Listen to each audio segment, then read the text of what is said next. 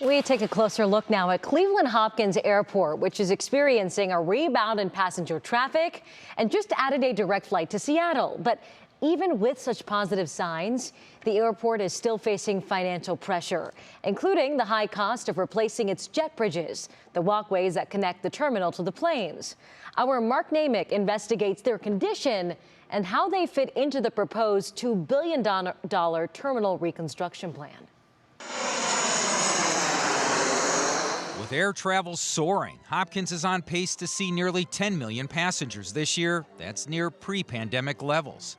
But headwinds remain on and off the airfield. Airport Director Robert Kennedy, kept on by new Mayor Justin Bibb, is leaving as the city pushes forward with a $2 billion 20-year terminal reconstruction plan he helped craft. Also, years of ignoring maintenance and upgrades to critical airport equipment now adding to financial pressure.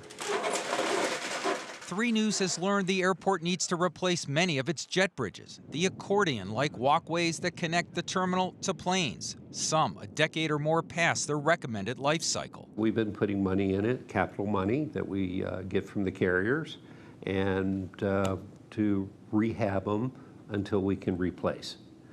They are way past their useful life.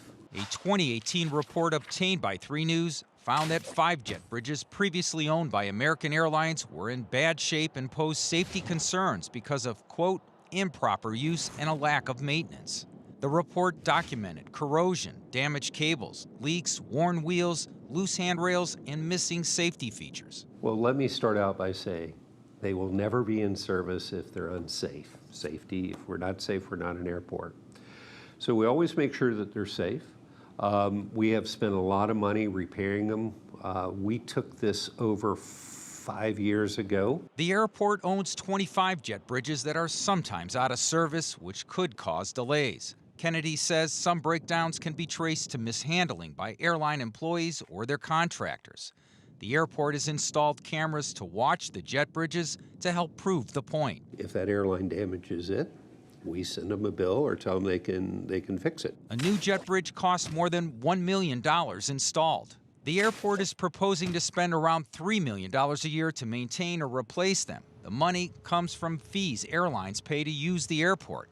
But those fees, already among the highest in the industry, are also needed to help pay for airport operations. And the fees will have to be increased to pay for the proposed new terminal if the airlines agree. The beautiful thing about the bridges, once we redo our terminal, we can rehang them on the new terminal.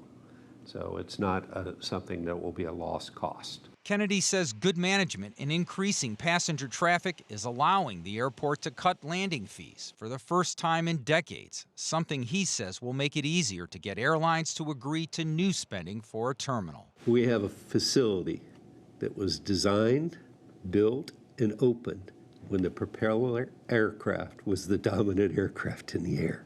The airlines have a big say in what happens at the airport because their fees pay a lot of the bills. Director Robert Kennedy is optimistic that they'll buy into a new airport, and he hopes that shovels will hit the ground by 2026.